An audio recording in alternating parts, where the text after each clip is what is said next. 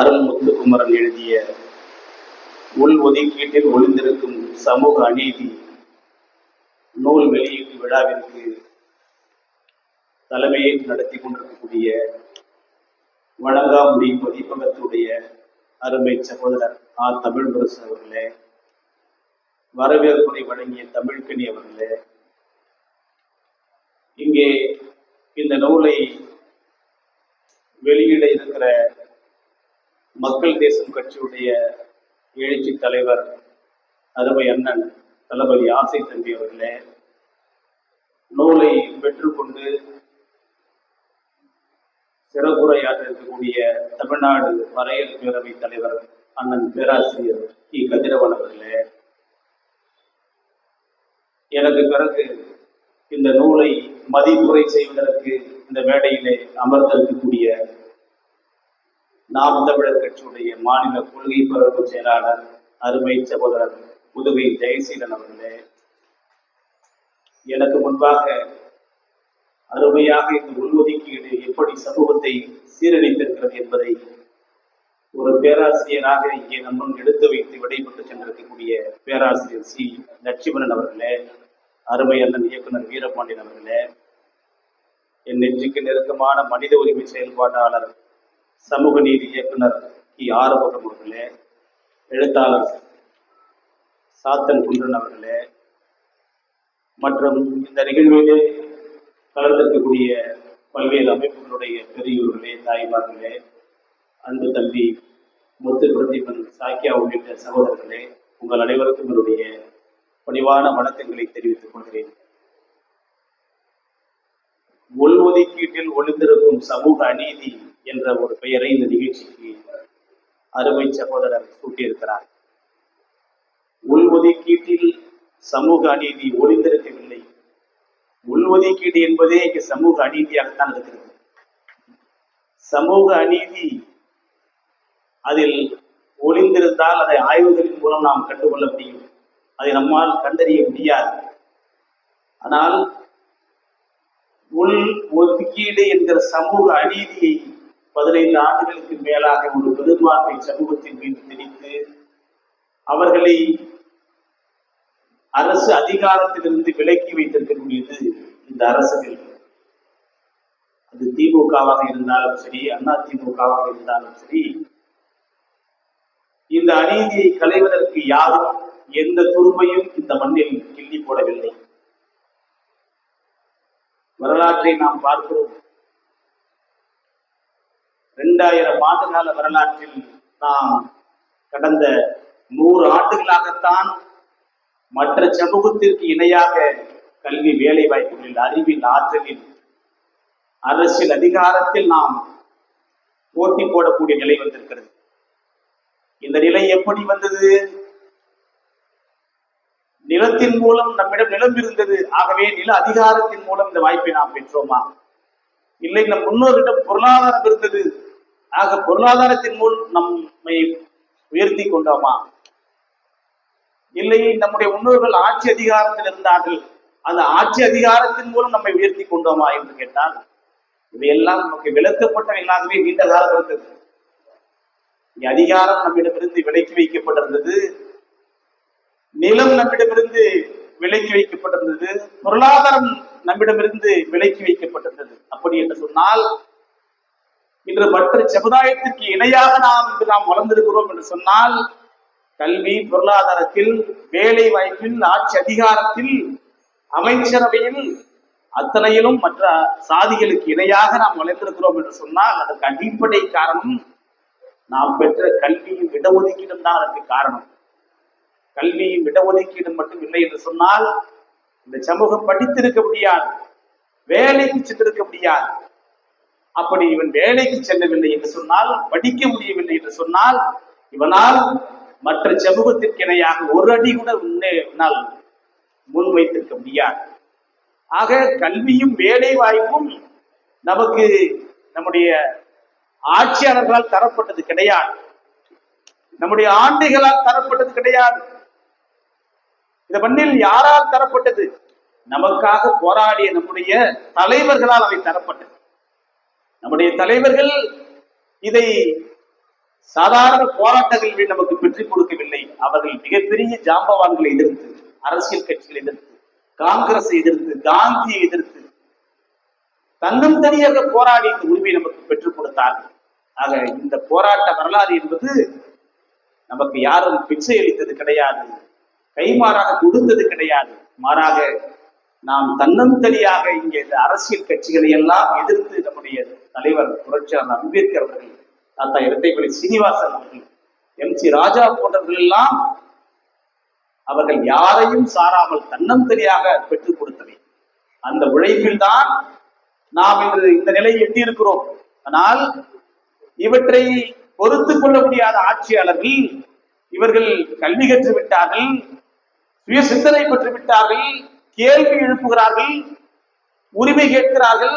ஆகவே இவர்களை முடக்க வேண்டும் என்று சொன்னால் கடந்த காலங்களில் இவருக்கு மறுக்கப்பட்ட கல்வியும் வேலை வாய்ப்பையும் நிகழ்காலத்தில் நாம் அவர்களுக்கு மறுக்க வேண்டும் என்ற அடிப்படையில் தான் இந்த அநீதியான உள்ஒதுக்கீட்டை இந்த நாட்டில் கொண்டு வந்திருக்கிறார்கள். வரலாற்றை பார்ப்போர் இடஒதுக்கீட்டிற்காக நம்முடைய முன்னோர்கள் காந்தி எதிர்த்து போராடி இருக்கிறார். புரட்சியாளர் அம்பேத்கர் தன்னந்தனியாக காந்தி எதிர்த்து போராட்டம் இருந்தார். காங்கிரசும் காந்தியும் தேசமும் அண்ணல் அம்பேத்கருக்கு எதிராக இருந்தது. ஆனால் அண்ணல் அம்பேத்கர் தன்னந்தனியாக பட்டியல் சமூக தலைவர்களோடு எதிர்நின்று அவற்றை எதிர்கொண்டு இடஒதுக்கீட்டை பெற்றுக் கொடுத்தார். ஆனால் இந்த உள்ஒதுக்கீடு எந்த போராட்டத்தின் வழி தரப்பட்டது, எந்த போராட்டம் நடந்தது, யார் கண்ணீர் சிந்தினார், யார் ரத்தம் சிந்தினார், யார் உண்ணாவிரதம் இருந்தார்? ஆக எந்த போராட்டத்தையும் நடத்தாமல் ஆளுவர்க்கும் இங்கே அறிவார்ந்த சமூகமாக இருக்கக்கூடிய ஒரு பெரும்பான்மை சமுதாயத்தை பிரித்து கூறு போட்டு அவர்களுக்கிடையே சண்டை சச்சரவை உருவாக்குவதற்கு இந்த உள் இடஒதுக்கீட்டை ஒரு சமூகத்திற்கு கொடுத்து பெரும்பான்மை சமூகத்தை அவர்கள் வஞ்சிக்கிறார்கள். வரலாற்றை பார்க்கிறோம். இடஒதுக்கீடு யாரிடமிருந்து யாருக்கு தரப்பட்டது? ஒரு சிறுபான்மை சமுதாயம், இந்தியாவில் பார்ப்பன பணியா சமுதாயம் கல்வி வேலை வாய்ப்புகளில் அரசு அதிகாரத்தில் ஆட்சி அதிகாரத்தில் செல்வாக்கு செலுத்தியது. புரட்சியாளர் அம்பேத்கர் அந்த சிறுபான்மை சமுதாயத்திலிருந்து இடஒதுக்கீட்டை பெரும்பான்மை சமுதாயத்திற்கு பகிர்ந்து கொடுத்தார். ஆக பெரும்பான்மை சமூகம் பலன் பெற்றது. அதுதான் இடஒதுக்கீடு வரலாறு. ஆனால் இந்த உள் ஒதுக்கீடு என்பது ஒரு பெரும்பான்மை சமுதாயத்தை வஞ்சித்து ஒரு சிறுபான்மை சமுதாயத்திற்கு இந்த அதிகாரத்தை தருகிறது. அப்படி என்று சொன்னால் இடஒதுக்கீடு என்பது அது அதிகாரத்தை, அரசு வேலை வாய்ப்பை பரவலாக்கம் செய்வது. ஆனால் உள் ஒதுக்கீடு என்பது அந்த பரவலாக்கத்தை தடுத்து பெரும்பான்மை மக்களை கல்வி வேலை வாய்ப்புகளிலிருந்து ஒதுக்கி அவர்களை தனிமைப்படுத்தி அவர்களை பழிதீர்க்கும் வகையில் ஒரு உள் ஒதுக்கீடு கொண்டு வரப்படுகிறது என்று சொன்னால் ஒரு பெரும்பான்மை சமூகம் எப்படி பொறுத்துக் கொள்வது?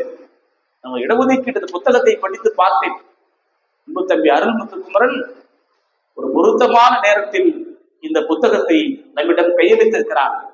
இந்த தமிழகத்தில் மட்டுமல்ல, இந்தியாவில் கூட எவ்வளவோ பெரிய வளர்ந்த அமைப்புகள் இந்த உள் ஒதுக்கீடு பிரச்சனையை பேசினால் குறிப்பிட்ட சாதிகள் நமக்கு எதிராக போய்விடும் என்று இப்படியும் அப்படியும் பேசிக் கொண்டிருக்கிறார்கள். குறிப்பாக தமிழகத்தில் வளர்ந்த கட்சிகளுடைய தலைமைகள் அப்படித்தான் பேசிக் கொண்டிருக்கிறார்கள். உள் ஒதுக்கீடு சமூக ஒற்றுமைக்கு எதிரானது என்ற கருத்தை முன்வைக்க துணிவற்றவர்களாக அவர்கள் இருக்கிறார்கள்.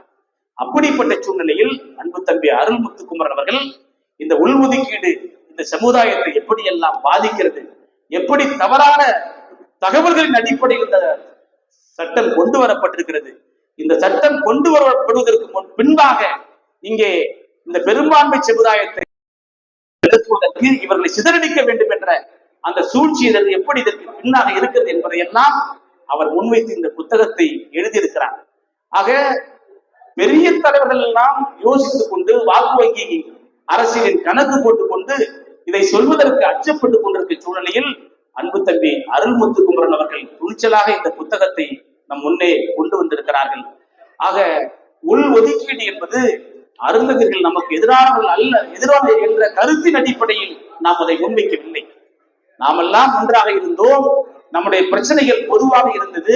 இந்த நாட்டில் பல லட்சம் பின்னடைவு பணியிடங்கள் நிரப்பப்படாமல் இருக்கிறது.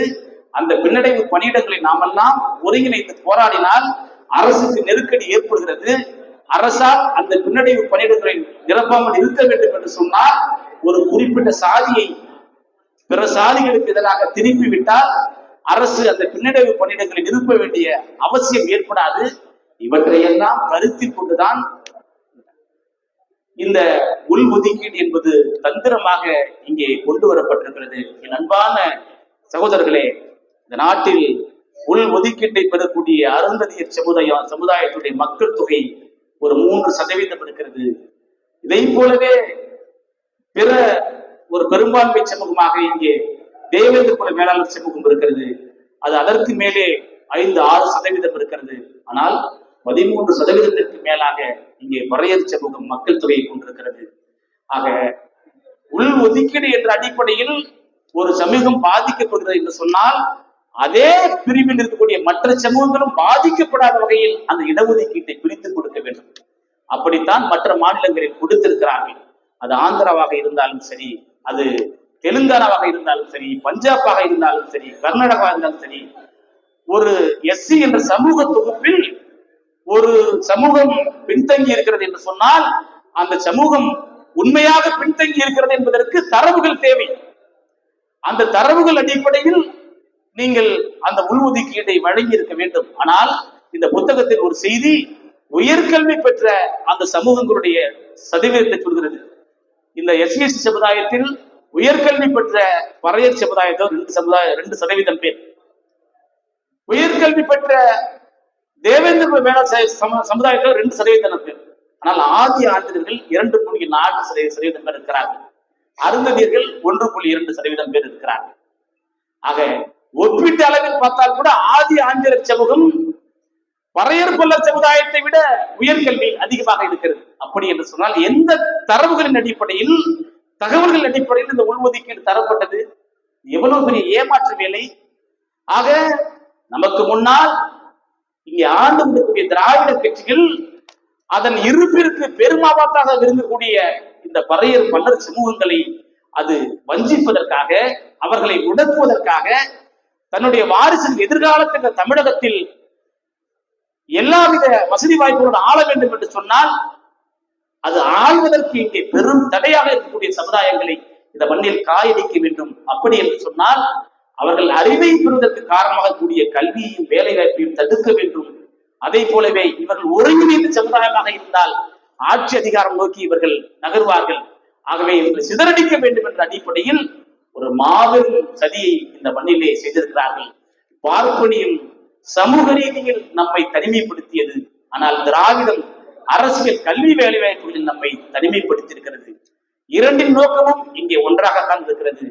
ஆக சாதி சமூக அமைப்பில் நம்மை கடைநிலைக்கு தள்ளியது பார்ப்பனியம் இந்துத்துவம். இந்த அரசு வேலை வாய்ப்பில் நம்மை கடைநிலைக்கு தள்ளியது இந்த திராவிடம். அப்படி என்று சொன்னால் இங்கே பார்ப்பனியத்திற்கும் திராவிடத்திற்கும் என்ன பெரிய வேறுபாடு! ஆக இவர்கள் எல்லாம் இந்த ஏழை எளிய சமூகங்கள், உழைக்கும் சமூகங்கள், அறிவு பெற்ற சமூகங்கள் எதிர்காலத்தில் இந்த மண்ணில் நாம் ஆளுவதற்கு இவைகள் பெரும் தடையாக இருக்கும் என்ற அடிப்படையில் தான் இந்த உள் ஒதுக்கீட்டை கொண்டு வந்து நம்முடைய தலைமுறைகளை 15 ஆண்டிற்கு மேலாக இவர்கள் கல்வி வேலைவாய்ப்பிலிருந்து விலக்கி வைத்திருக்கிறார்கள். ஆக இந்த கொடுமை ஒழிய வேண்டும் என்று சொன்னால் ஒரு பெரும்பான்மை சமூகமாக 1 கோடிக்கு மேலாக இருக்கக்கூடிய ஒரு சமூகமாக இருக்கிறோம். இங்கே பாருங்கள், மக்கள் தொகை கணக்கெடுப்பு பாருங்கள். சொற்ப எண்ணிக்கை கொண்ட சாதிகள் எல்லாம் இங்கே வசதி வாய்ப்பாக இருக்கிறது. கல்வி வேலை வாய்ப்பு அதிகாரத்தில் வலிமையாக இருக்கிறது. இந்த நாட்டில் ஆட்சியாளர்களாக இருக்கிறார்கள். ஆனால் எந்த சாதியோடும் எந்த சமூகத்தோடும் ஒப்பிட்டு பார்க்க முடியாத அளவிற்கு எண்ணிக்கை கொண்ட ஒரு பெரும்பான்மை சமூகம் அது இங்கே கையேந்தும் சமூகமாக மாற்றி வைக்கப்பட்டிருக்கிறது. இந்த சமுதாயம் நிற்காத அரசியல் கட்சி கிடையாது. சமுதாயம் சிதறி கிடக்காத சூழல் கிடையாது. அப்படி இந்த சமுதாயத்தை சிதறடித்திருக்கிறார்கள். ஆக இந்த பறையர் சமூகம் என்பது, எஸ்சி சமூகம் என்பது இந்த சாதி அமைப்பிற்கு அப்பால் உள்ளது. அதனால்தான் இங்கே சாதி இந்துக்கள் சாதியாக தங்களை சிந்திக்கக்கூடிய திராவிடமும் பார்ப்பனியமும் சாதி அமைப்பிற்கு வெளியே ஒரு ஜனநாயக சமூகமாக கூடிய இந்த பட்டியல் சமூகத்தை துண்டு துண்டாக கூறு போட்டு அவர்கள் மேலும் மேலும் நம்மளை சிதறடித்துக் கொண்டிருக்கிறார்கள். என் அன்பார்ந்த உறவுகளே, இந்த புத்தகத்தில் இன்னொரு செய்தி, 1911 மக்கள் தொகை கணக்கெடுப்பின் பொழுது யார் SC/ST, யார் இங்கே பட்டியல் சமூக மக்கள் என்பதை அவர்கள் வரையறை செய்வதற்கு ஒரு 10 கேள்விகளை வைக்கிறார்கள். அந்த 10 கேள்விகளை பார்த்தால் நாம் இந்துக்களே இல்லை என்பதை அன்றே ஆங்கிலேயர்களே கணித்து விட்டார்கள். அந்த 10 கேள்விகள் பார்ப்பனர்களுடைய மேலாண்மையை ஏற்காதவர்கள், வேதங்களுடைய புனிதத்தன்மையை மறுப்பவர்கள், வேதங்கள் பார்ப்பனர்களை வைத்து புரோகிதம் செய்யாதவர்கள், பார்ப்பனர்களை தன்னுடைய இல்லத்து நிகழ்ச்சிக்கு அழைக்காதவர்கள், இவர்கள் தான் ஷெட்யூல்டு காஸ்ட், பட்டியல் சமூகம் என்று சொல்கிறது. அப்படி என்று சொன்னால் பார்ப்பனியத்தாலும் திராவிடத்தாலும் கரைப்படுத்த முடியாத ஒரு அறிவார்ந்த சமுதாயமாக நாம் இருக்கிறோம்.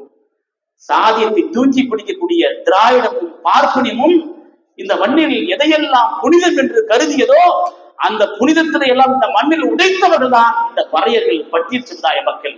ஆக இந்த அறிவார்ந்த சமுதாயத்தை முடக்குவதற்கு அந்த இந்துத்துவவாதிகளும் இந்த திராவிடவாதிகளும் போட்ட சூழ்ச்சி தான் உள்ஒதுக்கீடு. இந்த உள்ஒதுக்கீட்டை நாம் நம்முடைய தலைமுறையில் நாம் முறியடிக்க வேண்டிய கட்டாயத்தில் இருக்கிறோம். சமகாலத்தில் டெல்லியில் பார்க்கிறோம், ஒரு தேர்வில் ஒரு வினாத்தால் கசிந்தது. ஒரு தேர்வில் ஒரு வினாத்தால் கசிந்தால் இன்னொரு மறு தேர்வு நடத்தி அதில் நிவாரணம் பெற முடியும். அப்படிப்பட்ட ஒரு வினாத்தால் கசிந்ததற்கே இந்தியா முழுவதும் இவ்வளவு பெரிய போராட்டங்கள் நடக்கிறது. ஆனால் 16 ஆண்டுகளாக நம்முடைய கல்வி, வேலை வாய்ப்பு, இடஒதுக்கீட்டை படித்து இதிலிருந்து நம்மை முற்று முழுதாக துடை தெரிந்திருக்கிறார்கள். அப்படி என்று சொன்னால் இந்த தேசத்தில் நாம் எப்படிப்பட்ட போராட்டத்தை நாம் கட்டமைப்பதற்கு, போராடுவதற்கு நாம் கடமைப்பட்டவர்களாக இருப்போம். அப்படிப்பட்ட ஒரு போராட்டத்தின் வழியாகத்தான் நாம் இப்படிப்பட்ட உள்ஒதுக்கீட்டை நாம் தகர்த்தெறிய முடியும். ஆகிய நன்பார்ந்த உறவுகளே, ஒரு பெரும்பான்மை சமூகம் தன்னுடைய பலத்தை அறியாமல் இங்கே எல்லா கட்சிகளுக்கு பின்னாலும் சிதறி கிடக்கிறது. அந்த பெரும்பான்மை சமுதாயத்தை விழிப்பு பெற வைத்து இந்த உள்ஒதுக்கீட்டத்திற்கு எதிராக ஒரு மாபெரும் போராட்டத்தின் மூலம் அடுத்த தலைமுறை உரிமைகளை வென்றெடுப்பதுதான் நம் முன்பாக இருக்கக்கூடிய மிகப்பெரிய லட்சியம். அதற்காக நம்மை ஒப்படைத்துக் கொள்ளும் என்று சொன்னவனாய் உங்கள் அனைவருக்கும் என்னுடைய வாழ்த்துக்களை கூறி விடைபெறுகிறேன். நன்றி, வணக்கம், ஜெய்பீம்.